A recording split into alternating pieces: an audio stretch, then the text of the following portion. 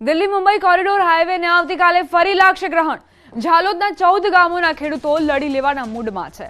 Delhi Mumbai national corridor રોડના પગલે પાક નિષ્ફળ જતા આકરા મૂડમાં આજે 14 ગામોના ખેડૂતો દ્વારા બેઠક યોજી પાક નિષ્ફળનું વળતર આપવા અથવા 2 ક્વિન્ટલ અનાજ આપવા માંગ કરાઈ. જો માંગ સ્વીકાર ન કરાય તો આવતીકાલે દિલ્હી મુંબઈ નેશનલ કોરિડોર રોડનું કામ બંધ કરાશે.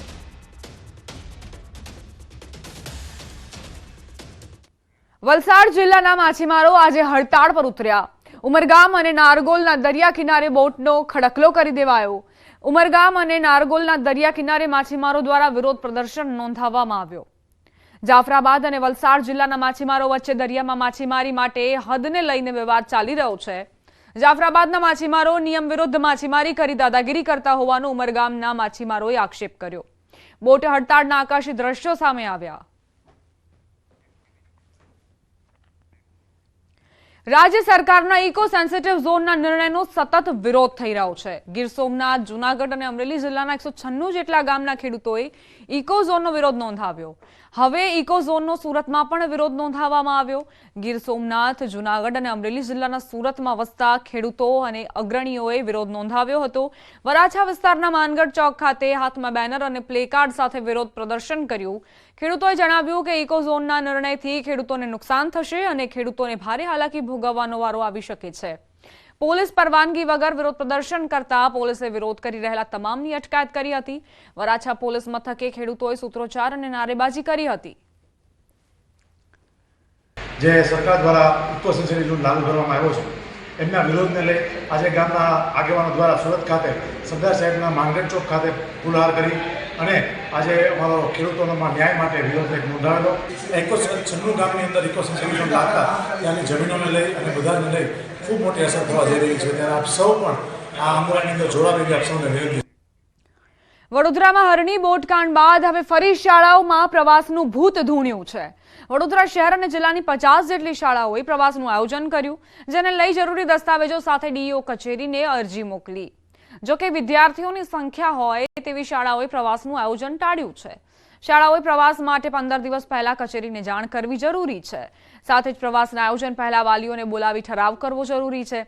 શાળાએ સ્થાનિક પોલીસ સ્ટેશન અને આરટીઓને પણ પ્રવાસ અંગેની જાણ કરવાની રહેશે.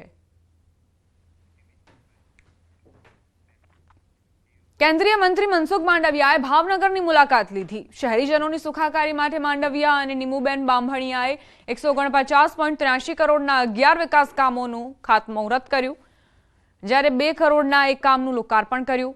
ગઢથી નદીના drainage project, white topping road, Shetrunji ડેમમાં નવા pumping station, RCC road, paving block, metalling, ખેડૂતવાસ, સીવેજ, ફીડરમેનના કામના ખાતમુહૂર્ત કરાયા, જ્યારે 2 ફાયર ટેન્ડર ખરીદવાના કામનું લોકાર્પણ કરાયું.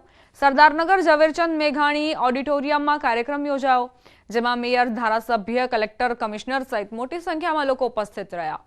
માંડવિયાએ લોકાર્પણ કાર્યક્રમ બાદ મલ્ટી સ્પેશિયાલિટી હોસ્પિટલ અને ગ્રીન એટીએમની પણ મુલાકાત લીધી હતી. આ પ્રસંગે માંડવિયાએ ભાવનગર કન્ટેનર હબ બને તેવો વિશ્વાસ વ્યક્ત કર્યો.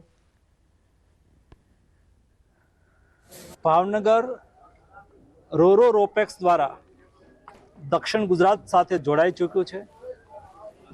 આગામી દિવસોની અંદર ભાવનગર કન્ટેનર મેન્યુફેક્ચરિંગનું હબ બને એના માટે અમે સામૂહિક પ્રયાસ કરી રહ્યા છીએ.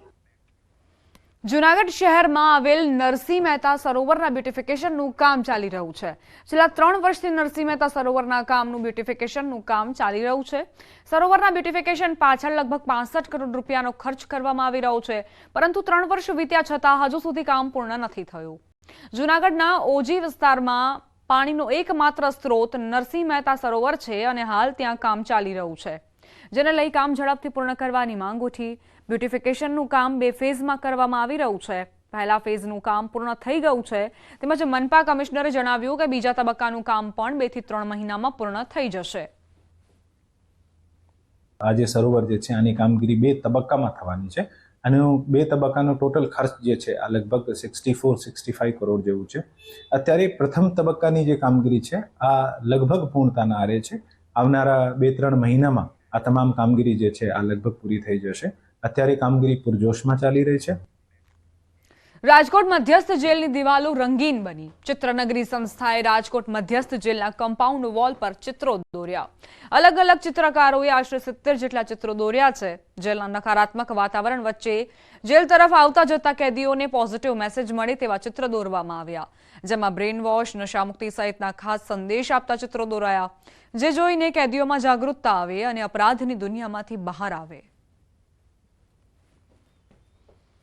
રાજકોટ જેલના પોપટપરા અને બહારની સાઈડ જે કમ્પાઉન્ડ વોલ છે ત્યાં આગળ અમારા જેલોના વડા શ્રી રાવ સાહેબ અને અમારા અધિક્ષક રાઘવ જૈન સાહેબના સહિયારા પ્રયત્નના ભાગરૂપે અને ચિત્રનગરી રાજકોટની જે સંસ્થા છે એના સહયોગ વતી આજે આ સામાજિક સંદેશાઓ આપતા ચિત્ર દોરવાનો કાર્યક્રમ રાખ્યો છે. આશરે 65 જેટલા ચિત્રો છે અને અમારો પ્રયાસ એવો છે કે લોકોમાં કાયદાની અવેરનેસ આવે અને જાગૃત થાય. સુરતમાં ચાલી રહેલા કોલસાના કાળા કારોબારના સ્ટેટ વિજિલન્સની ટીમે પર્દાફાશ કર્યો. કામરેજના ખડસદ ગામ ખાતે સ્ટેટ વિજિલન્સની ટીમે રેડ કરી હતી, જેમાં મગદલ્લાથી ઝઘડિયા તરફ જતા ઇન્ડસ્ટ્રીયલ કોલસા ભરેલી ટ્રકોમાંથી કોલસો કાઢવામાં આવતો હતો. કાઢેલા કોલસાની જગ્યાએ માટી મિક્સ કરી દેવામાં આવતી હતી. સ્ટેટ વિજિલન્સની ટીમે કોલસો, વાહનો, માટી મળી કુલ 45 લાખનો મુદ્દામાલ કબજે કર્યો. 3 શખ્સોની ઝડપી લેવાયા છે, જ્યારે 3 ફરાર છે.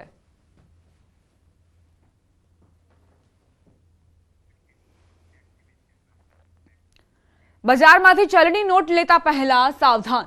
અમદાવાદના ચાણક્યપુરીમાંથી નકલી નોટો ઝડપાઈ. 500ના દરની 247 નોટ સાથે 6 આરોપીની ધરપકડ કરાઈ. નોટો વટાવવા માટે આવતા પોલીસે ઝડપી લીધા. આરોપીઓ મધ્યપ્રદેશના વતની હોવાનું સામે આવ્યું. કલર પ્રિન્ટમાં છાપેલી નોટો રાતના સમયે વટાવવા આવ્યા હતા. તપાસ કરતા એ પણ ખુલાસો થયો કે સૌથી પહેલા તેઓએ 100ની નોટ બનાવી અને તે દિલ્હીમાં વટાવવામાં સફળ રહ્યા બાદ 500ની નકલી નોટ બનાવી. અમદાવાદ આવતા જ તેઓ ઝડપાઈ ગયા.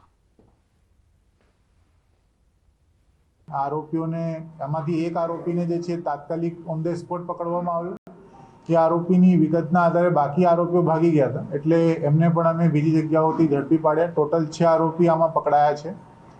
જે ચોંકાવનારી વિગતો છે એમાં એમની પાસેથી 247 નકલી નોટો 500ની દરની એમની પાસેથી રિકવર થઈ છે, અને સાથે સાથે બીજા મોબાઈલ્સ ને જે સાધનો છે એ પણ રિકવર કરવામાં આવ્યા છે.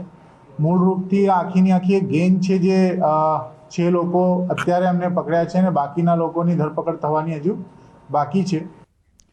સુરતથી સમાચાર. સારોલી પોલીસને મળી મોટી સફળતા. અસલી ચલણી નોટો સાથે નકલી ચલણી નોટો મૂકી છેતરપિંડી કરનારા ઠગ પકડાયા. 3 બેગમાં ભરેલી 2.5 કરોડની નકલી નોટ જોઈને પોલીસ પણ ચોંકી ઉઠી. મુંબઈથી બનાવટી નોટો સુરતમાં ડિલિવરી કરવા આવેલા 3 શખ્સોને પોલીસે દબોચ્યા. ઠગો પાસેથી 2.5 કરોડથી વધુની બનાવટી નોટો પણ મળી આવી.